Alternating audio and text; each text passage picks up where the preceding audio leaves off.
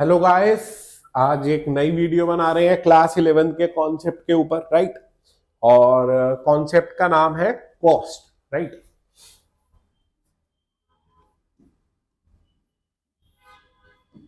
Clear है? अब cost होती क्या है वो समझिए। कॉस्ट वो अमाउंट होता है जो एक प्रोड्यूसर गुड्स को बनाने के लिए लगाता है, राइट। तो अगर आप किसी भी कॉस्ट की बात करो, लेट करो आप जूते बना रहे हो, तो जूते बनाने में 100 रुपए लग रहे हैं आपके, तो वो आपकी कॉस्ट है, राइट।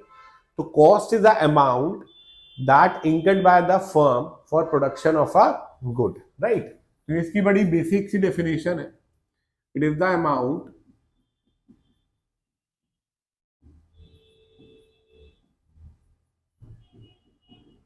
incurred by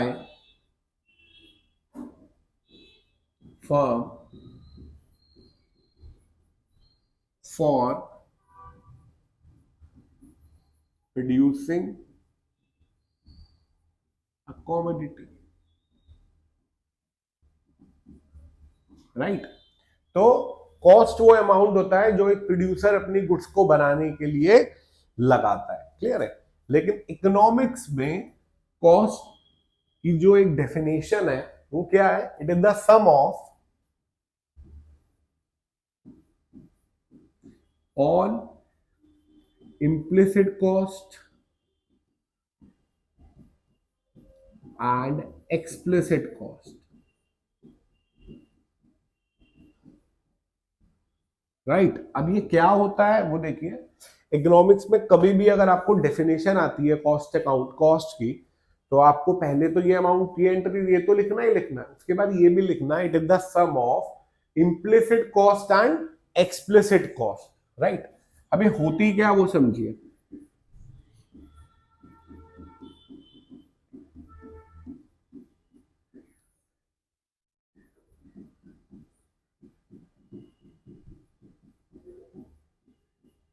देखिए अब ये होता क्या है वो समझिए। देखिए आप एक ओनर हो, क्लियर है। आप अपने ओन बिजनेस में पैसा लगा रहे हो, कैपिटल लगा रहे हो, क्लियर है। तो अगर वो कैपिटल बिजनेस में ना लगाते, कहीं लोन देते, तो आपको इंटरेस्ट मिलता, जो कि यहाँ तो नहीं मिलेगा। तो देखा जाए तो इम्प्लिसिट कॉस्ट वो कॉस्ट होती है जो एक सैक्रिफाइस ओनर करता है अपने बिजनेस के लिए। और in other word it is the cost of self supplied factors of owner, right. एक और एग्जांपल लेता हूं।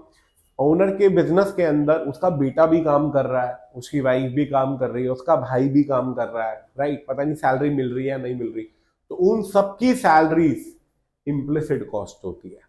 तो implicit cost is amount of cost of self supplied factors done by the owner, right. और explicit cost क्या होता है? जो अमाउंट आप आउटसाइडर्स को पे करते हो उनकी सर्विसेज या गुड्स लेने के लिए, क्लियर है। तो इकोनॉमिक्स में इम्प्लिसिट कॉस्ट और एक्सप्लिसिट कॉस्ट को मिला के कॉस्ट बनाई जाती है, क्लियर है। ये अकाउंटिंग से अलग होता है। तो इम्प्लिसिट कॉस्ट वो सैक्रिफाइस होता है, वो पेन होता है जो ओनर सह रहा है। एक और एग्जांपल लेता हूं। ओनर ने अपना बिजनेस अपने घर के अंदर ही स्टार्ट करा, तो उसका रेंट तो नहीं देना पड़ेगा। तो वो जो उसका रेंट हुआ उसे नोशनल रेंट बोलते हैं। वो किसका पार्ट हो गया? इम्प्लिसिट कॉस्ट का। यही चीज अगर ओनर बाहर रेंट पे लेके करता तो उसे क्या बोलते? Explicit cost, right. दूसरा, ओनर की वाइफ भी उसमें काम कर रही है, तो उसको सैलरी तो नहीं दे रहा, तो उसकी सैलरी कौन सी कॉस्ट हो गई? इम्प्लिसिट कॉस्ट, क्लियर है। उसने एक प्यून रखा हुआ है, उसको तो सैलरी देनी पड़ेगी, that is called explicit cost, clear है। इस एक्सप्लिसिट कॉस्ट में एक्चुअल आउटफ्लो ऑफ कैश होता है, इम्प्लिसिट में एक्चुअल आउटफ्लो ऑफ कैश नहीं होता। तो ये होता क्या है? Cost of self supplied factors, clear है। इसमें amount paid to outsiders, amount paid to outsiders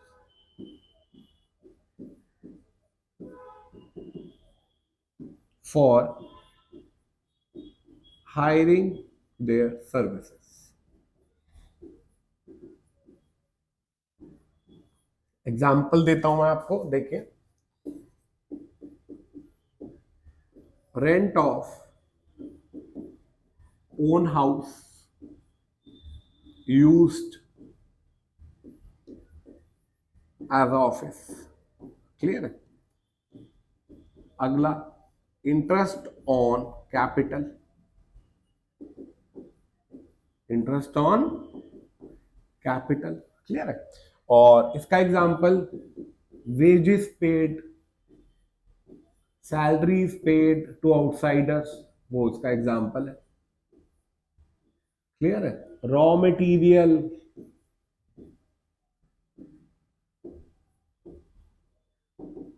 clear है? तो इसका पेपर में डिफरेंस भी आ सकता है इम्प्लिसिट कॉस्ट और एक्सप्लिसिट का।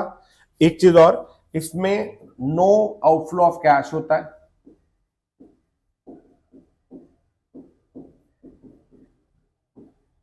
इसमें actual outflow of cash.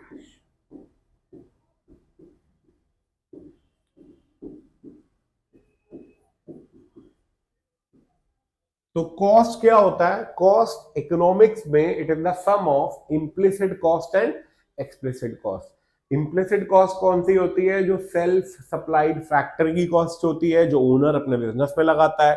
Explicit होती है जो आप आउटसाइडर्स को पे करते हो बाहर। क्लियर है? इसमें आउटफ्लो ऑफ कैश नहीं होता, इसमें आउटफ्लो ऑफ कैश होता है। क्लियर है? जैसे सैलरी पेड, रॉ मटेरियल, ये सब। आई होप ये आपको क्लियर हो गया होगा। इसका एक बार स्क्रीनशॉट ले लीजिए। क्लियर है? अब आगे देखिए, दो चार चीजें मैं आपसे और पूछ लेता हूं, आप बताना आउट इम्प्लिसिट है एक्सप्लिसिट है। राइट? आप एक डॉक्टर हो, आपने अपना क्लिनिक अपने घर में ही बनाया हुआ है, तो उसका जो रेंट होगा वो इम्प्लिसिट है एक्सप्लिसिट है? सर, आउटफ्लो तो नहीं हो रहा, अपने घर के अंदर ही चला रहे हो ना, तो that is called implicit cost. अगर आपने कोई प्यून रखा हुआ है या कोई क्लर्क रखा हुआ है तो उसे आप सैलरी दे रहे हो, तो वो एक्सप्लिसिट कॉस्ट। राइट? अगला, अगर आपने कोई लोन लिया, उस पर इंटरेस्ट पे कर रहे हो, तो वो कौन सी कॉस्ट है? Explicit cost. ओनर ने खुद पैसा लगाया, उसे कौन सी कॉस्ट बोलते हैं? Implicit cost. क्लियर है? बहुत सिंपल सा कॉन्सेप्ट है, आप इसे एक बार गो थ्रू भी करोगे तो वहीं से ही आपको क्लियर हो जाएगा। क्लियर है? एक चीज और याद रखना, depreciation charge on machinery is a explicit cost, is a explicit cost, right? अब आगे देखिए, देखिए प्रोडक्शन में हमने पढ़ा था दो रन होते हैं, एक शॉर्ट रन और एक लॉन्ग रन, याद है?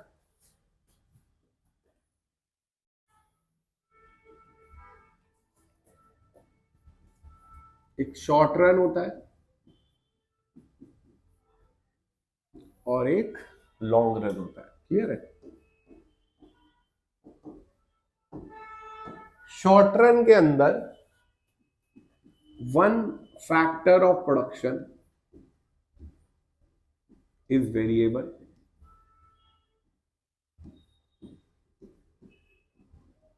is variable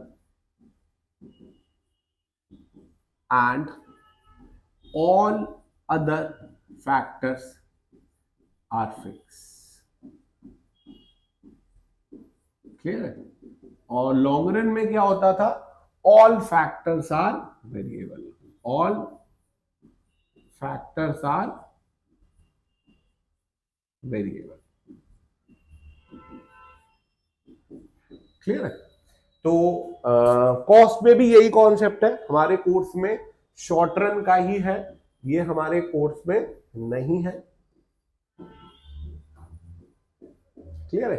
तो जब आपका एक फैक्टर वेरिएबल है, एक फिक्स और फिक्स है, तो इसका मतलब जो कॉस्ट भी आई वो कितने तरीके की आई? एक आई वेरिएबल कॉस्ट,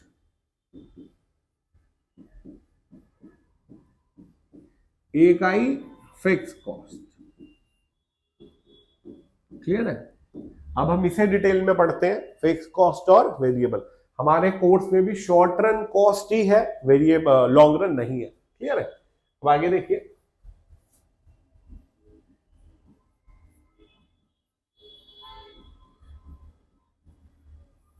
अब जो कॉस्ट होती है इसके अंदर दो तरीके की होती है। पहली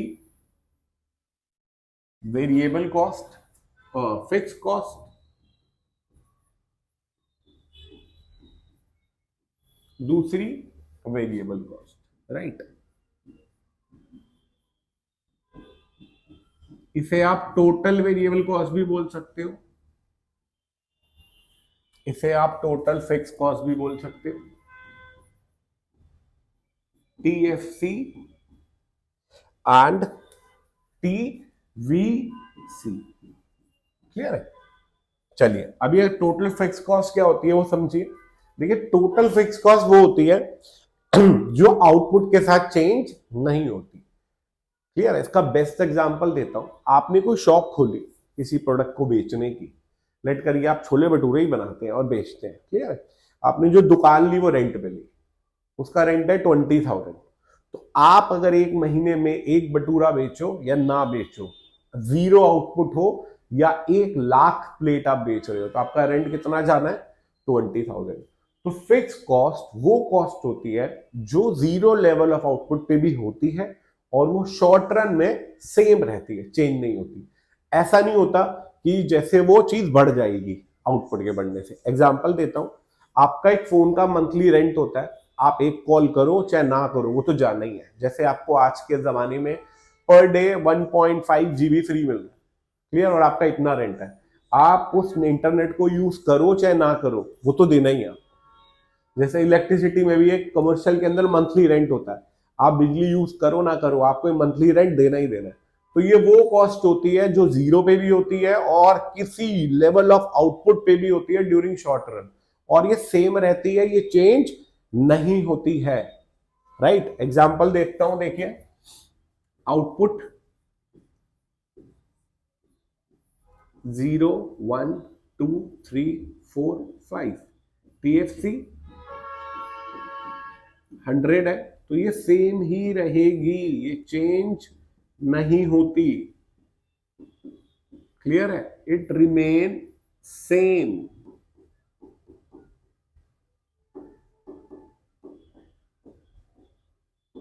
at any level of output during short run.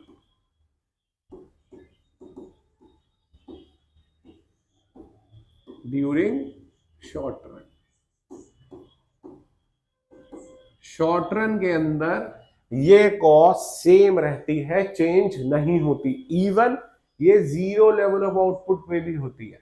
Clear है? तो अगर मैं इसका डायग्राम बनाने की कोशिश करूं तो वो कैसे बनेगा, देखिए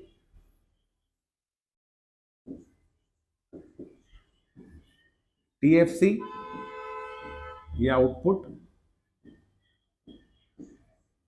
क्लियर है, और ये 100 है, 1 2 3 4 5, तो ये सेम ही है, ये चेंज नहीं होती। क्लियर है? तो इसीलिए इसका जो डायग्राम भी है वो कैसा होता है, it is parallel to x axis, it is parallel to x axis, right. तो ये वो कॉस्ट होती है जो सेम रहती है during short run, it is parallel to x axis, right. Example भी लिखवा देता हूं इसका आपको,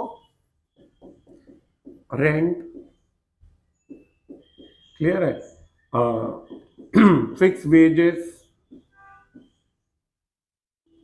मंथली रेंट, ये सब चीजें फिक्स के अंदर आ जाती है, राइट।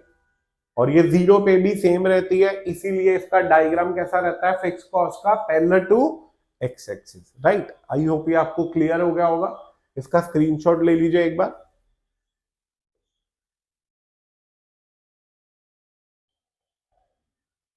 चलिए अब आगे आते हैं वेरिएबल कॉस्ट के ऊपर। वेरिएबल कॉस्ट देखिए, total variable cost, TVC, right. चलिए अब वेरिएबल कॉस्ट कौन सी होती है, ये वो कॉस्ट होती है जो आउटपुट के साथ चेंज होती है। एक मिनट,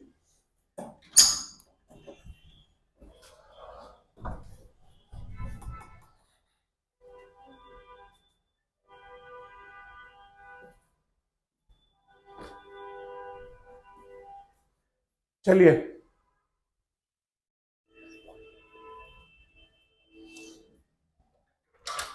वेरिएबल कॉस्ट वो कॉस्ट होती है जो जीरो लेवल ऑफ आउटपुट पे जीरो ही होती है। एग्जांपल देता हूं, क्लियर है? लेट करिए आपने कोई शॉप खोली, उसका रेंट तो फिक्स हुआ, लेकिन जो मटेरियल आप यूज कर रहे हो, अगर आउटपुट जीरो होगा तो मटेरियल तो यूज ही नहीं होगा ना। अगर बिका ही नहीं तो आपने यूज ही नहीं करा, क्लियर है? तो वेरिएबल कॉस्ट वो कॉस्ट होती है जो जीरो लेवल ऑफ आउटपुट पे जीरो होती है, और जैसे जैसे आउटपुट बढ़ता जाता है बढ़ता जाता है बढ़ता जाता है, ये भी बढ़ती जाती है, क्लियर है? देखिए, it means the cost which directly changes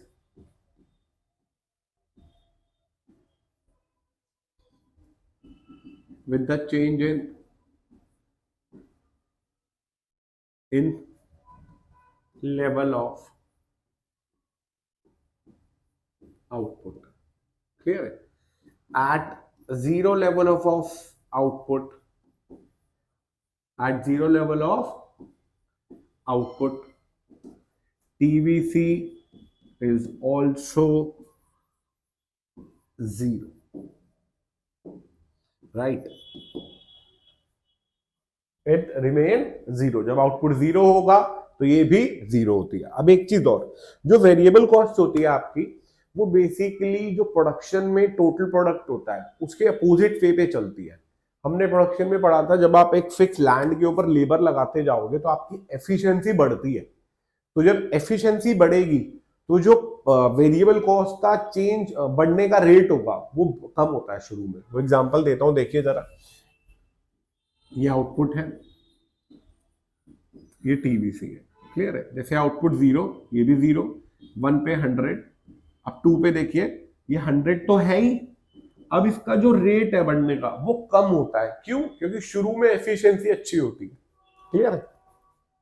late करिए 90 हो गया, फिर उसके बाद 190 तो है ही, फिर ये 50 चेंज हुई, लेट करिए 240 हो गया, फिर ये लेट करिए इसने अपना रेट चेंज कर दिया, अब ये बढ़ने लग गई 80, 270, और फिर 100 बढ़ गया तो 370। तो जो टोटल वेरिएबल कॉस्ट होता है वो initially TVC increases at diminishing rate, और उसके बाद TVC increases eight increases rate, clear है? और अगर आप इसे डायग्राम में पुट करोगे, राइट, किसमें पुट करोगे? डायग्राम में। देखिए,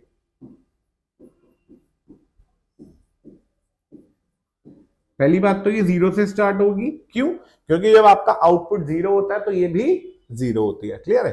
अब इसका जो बढ़ने का रेट होगा वो इनवर्स एस शेप आएगा। कैसा आएगा? Inverse S shape. देखिए, यहां पे TVC increases at diminishing rate है, उसके बाद TVC increases at increasing rate, right? और ये क्यों होता है? Due to the law of variable proportion, due to the law of variable proportion. तो TVC is inverse S shaped curve due to law of variable proportion, due to law of variable proportion, right? तो मैंने आपको इतना ज्यादा material इसके अंदर दे दिया लिखने के लिए, आपको बुक से कुछ लर्न करने की जरूरत ही नहीं है। आपको पहले ये बताना है कि ये वो कॉस्ट होती है जो डायरेक्टली आउटपुट के साथ चेंज होती है। जीरो लेवल ऑफ आउटपुट पे टीवीसी भी जीरो होती है, क्लियर है?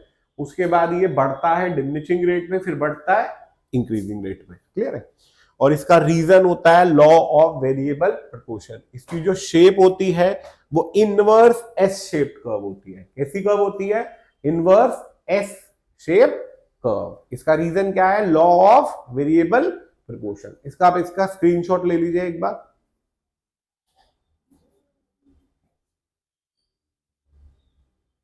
क्लियर है?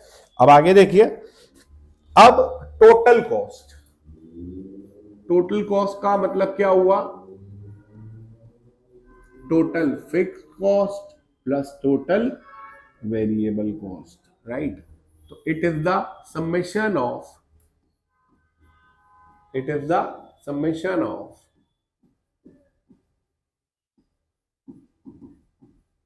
TVC and TFC, right. अब एक एग्जांपल देखते हैं। ये देखिए आउटपुट 0 1 2 3 4 5 6, टीएफसी कांस्टेंट है 100 100 100 100 100 100 100। टीवीसी पहले 0 था, क्लियर है। फिर उसके बाद लेट कर लीजिए 90, फिर 170, फिर 220, फिर 320, फिर 470, फिर 670, क्लियर है। अब इन दोनों को अगर आप ऐड कर देते हो तो आपका टोटल कॉस्ट आ जाता है 100, 190, 270, 320, 420, 570 और 770, राइट। तो मैंने कुछ नहीं करा टोटल कॉस्ट निकालने के लिए, मैंने टोटल वेरिएबल कॉस्ट और टोटल फिक्स कॉस्ट को ऐड कर दिया, क्लियर है। तो आपने उन दोनों को ऐड करा तो क्या आया, टीसी। अब इसके बारे में बढ़ते देखिए। जब आपका आउटपुट जीरो था तो टीसी किसके बराबर है, टीएफसी ना। ये तो कॉमन सेंस भी है ना। आपके आउटपुट अगर जीरो होगा तो वेरिएबल कॉस्ट तो नहीं लगेगी, लेकिन फिक्स कॉस्ट तो लगेगी ना, जो लगनी थी। तो at zero level of output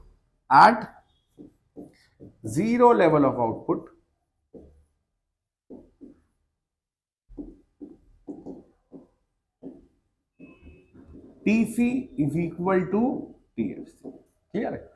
दूसरी चीज, अब जैसे टोटल वेरिएबल कॉस्ट जीरो से स्टार्ट होती है तो क्या टीसी भी जीरो से स्टार्ट होगी, आंसर इज नो, क्योंकि जीरो लेवल ऑफ आउटपुट पे टीसी और टीएफसी सेम होते हैं। तो इसका मतलब उसका starting point above the origin होगा, right.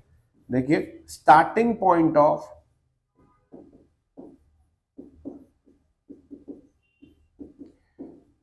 TC is TFC, clear है। अब डायग्राम देखते हैं एक बार।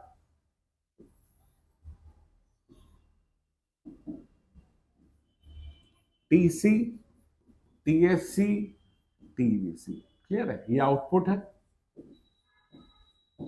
ये आपका टीएफसी है जो कि सेम रहेगा जो हमने पढ़ा। TVC inverse S shaped curve है, क्या है, इनवर्स एस शेप्ड कर्व है, राइट। और टीसी का स्टार्टिंग पॉइंट ये वाला होगा, क्यों, क्योंकि जब आउटपुट जीरो होता है तो टीसी और टीएफसी सेम होते हैं। और शेप कैसा होगा इसका भी, इनवर्स एस शेप। अब पेपर में ये आ सकता है कि टीसी का शेप इनवर्स एस शेप क्यों होता है। देखो जो टीसी है वो, ये वेरिएबल फिक्स कॉस्ट तो सेम ही है ना, तो बेसिकली जैसे टीवीसी बिहेव करेगा वैसे ही टीसी बिहेव करेगा, क्योंकि फिक्स कॉस्ट तो सबके अंदर सेम है। इसीलिए इसका भी कर्व कैसा होता है, inverse S shape curve. TC curve is inversely S shaped curve due to law of variable proportion, due to law of variable proportion। और ये इन दोनों का जो गैप है, क्लियर है, वो क्या रहेगा, टीएफसी, और जो कि सेम रहता है। तो पेपर में अगर क्वेश्चन आएगा the distance between TC and TVC remain same. Why? Because the distance between TC and TVC is TFC and TFC remains same at any level of output during shorter. तो TC curve पढ़ लिया हमने, inverse S shaped curve होता है। TVC पढ़ लिया, inverse S shaped curve होता है। TFC parallel to x axis होता है। आई होप ये तीनों कर्व आपको क्लियर हो गए होंगे। आप इसका एक बार स्क्रीनशॉट ले लीजिए। चलिए अब इसके बाद आता है next curve, that is called average cost, that is called average cost. इसको एसी भी बोलते हैं और इसका सिंपल मीनिंग है per unit cost of producing a good. per unit cost of producing a good. It means per unit cost of producing a good.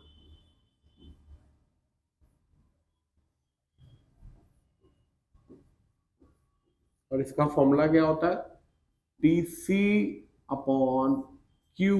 Q means unit sold. तो AC का क्या formula हुआ? TC upon Q. Clear है? अब TC की shape कैसी होती है? Inverse S shape. मतलब शुरू में उसका जो रेट होता है वो कम होता है, फिर बढ़ने लग जाता है. क्लियर है? तो जो एवरेज कॉस्ट होता है वो बेसिकली एक तरीके का इसका रेट ही है, पर यूनिट रेट. क्लियर है? अब इसको हम एक और नाम से बोल सकते हैं, इसी को TFC plus TVC upon Q. अब अगर मैंने इसे अलग अलग कर दिया, TC upon Q plus TVC upon Q, इसे क्या बोलते हैं? Average fix cost. Average fix cost. और इसे क्या बोलते हैं? Average variable cost. एवरेज, इसे AFC बोला जाता है और इसे ABC बोला जाता है. तो AC क्या हुआ? TC डिवाइडेड बाई Q, और it is the summation of AFC plus ABC. मतलब average fix cost plus average variable cost. Right? और जो TC का कर्व होता है वो डिपेंड करता है बिल्कुल के बिल्कुल TC के रेट के ऊपर, TVC के रेट के ऊपर. तो पहले ये कर्व डाउनवर्ड जाता है, फिर अपवर्ड जाता है. क्लियर है? और ये क्या शो करता है? देखो, पहले हमारी एफिशिएंसी ज्यादा होती है प्रोडक्शन की, इसीलिए हमारी पर यूनिट कॉस्ट कम होती है. उसके बाद हमारी एफिशिएंसी कम हो जाती है तो पर यूनिट कॉस्ट बढ़ने लग जाती है. क्लियर है? तो पेपर में ये भी पूछा जा सकता है, AC curve is U shaped. Why? U shaped curve due to law of variable proportion.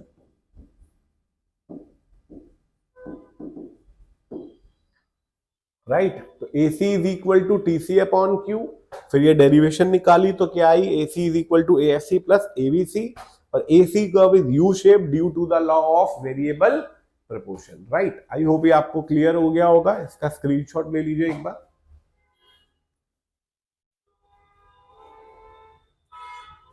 चलिए अब नेक्स्ट देखते हैं. AC आपने क्या पढ़ा? AC is equal to AFC plus ABC. Clear है?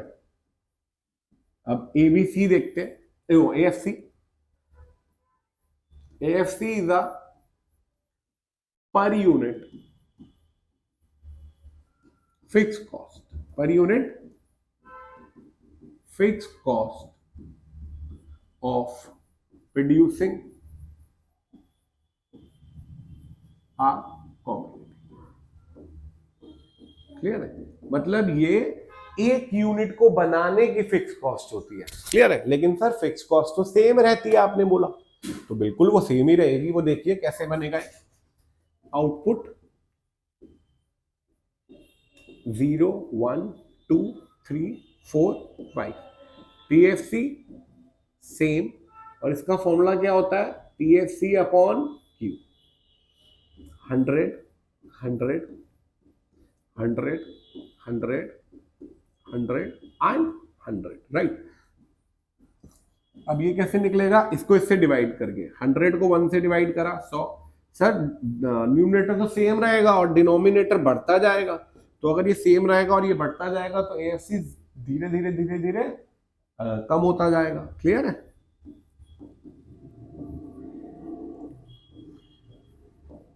लेकिन ये कभी क्या जीरो पे टच होगा? Answer is no. जीरो पे इसलिए टच नहीं हो सकता क्योंकि ये जो TFC है ये कभी जीरो होगा ही नहीं. क्लियर है? तो इसका जो शेप आएगा वो कैसा आएगा? देखिए,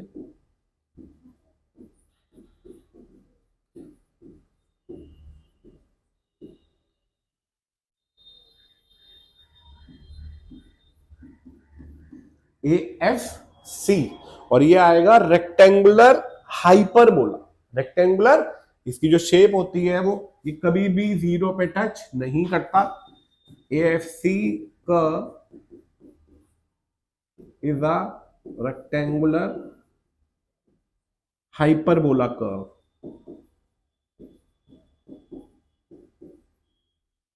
इधर रेक्टेंगुलर हाइपरबोला। क्यों जीरो पे क्यों टच नहीं होगा और ये कम क्यों होता जाएगा? क्योंकि आपका टीएफसी सेम रहता है, धीरे धीरे धीरे धीरे कभी कम होता जाएगा, का आउटपुट बढ़ता जाएगा तो इसकी वैल्यू कम होती जाती है, ये कभी भी जीरो पे टच नहीं होता। और इसका कर्व कैसा होता है? Rectangular hyperbola, right. एक बार इसका स्क्रीनशॉट ले लीजिए।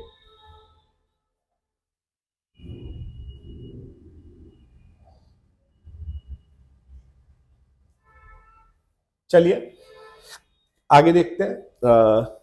अगला आता है AVC, average variable cost. Average variable cost ये होता क्या है? It is a per unit variable cost, per unit variable cost of producing a coil।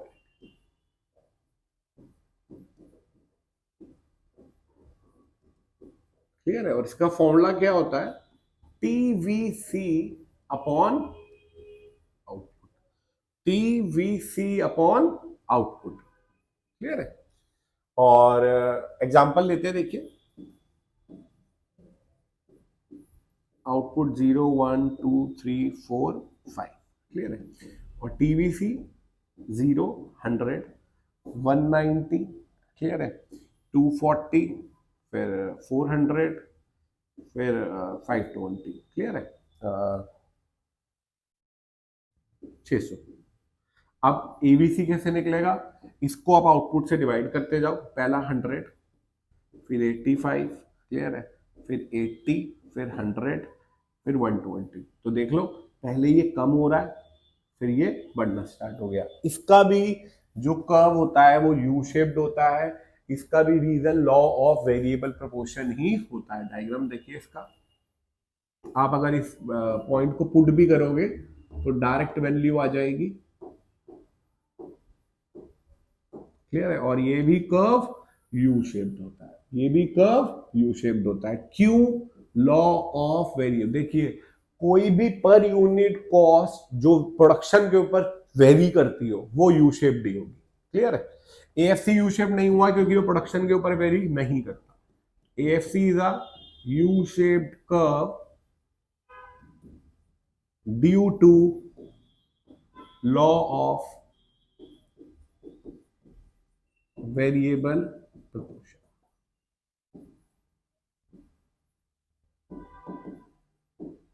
Right? एक बार इसकी स्क्रीनशॉट ले लीजिए आप।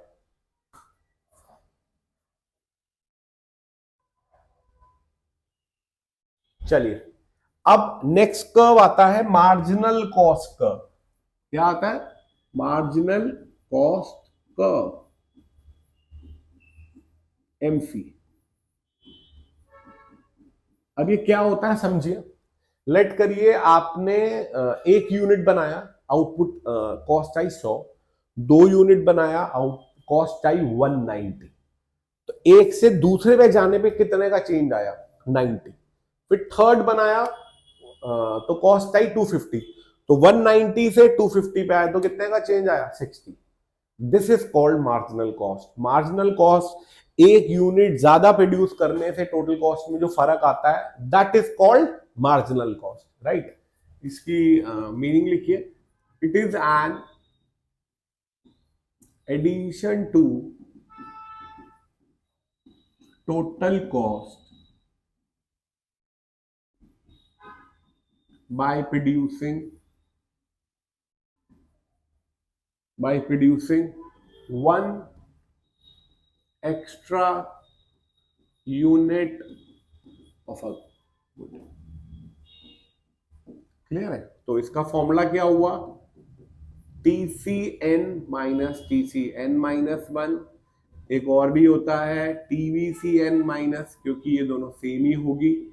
एक और होता है change in TC upon change in output. Example देता हूं, देखिए 0 1 2 3 4 5 TFC 100 100 100 100 100 एंड 100। TVC पहला 0, फिर उसके बाद 90, फिर 150, 200, 300 और 420। अब TC निकाल लीजिए दोनों को ऐड करके, 100, 190, 250, 300, 400 एंड 520। अब MC कैसे निकलता है वो देखिए। आप इसका चेंज निकालते जाइए, पहला तो सेम ही है 90, अगला चेंज 60, अगला चेंज 50, अगला चेंज 100, फिर 120। क्लियर है? अब ये आप इससे तो आपने निकालना सीख लिया, अब इससे भी निकाल के देख लो। देखो पहले का चेंज कितना आया 90, अगला चेंज 60, उससे अगला चेंज 50, उससे अगला चेंज 100, उससे अगला चेंज 120। क्लियर है? तो मार्जिनल कॉस्ट आती ही वेरिएबल कॉस्ट के कारण है। क्लियर है? आई होप ये आपको क्लियर हो गया होगा। और ये देख लो पहले कम हो रहा है फिर ये बढ़ रहा है, वही यू शेप्ड कर्व है लॉ ऑफ वेरिएबल प्रोपोर्शन के कारण।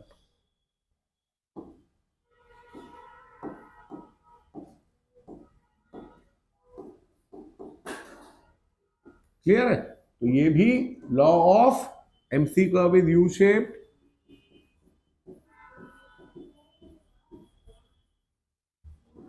Due to law of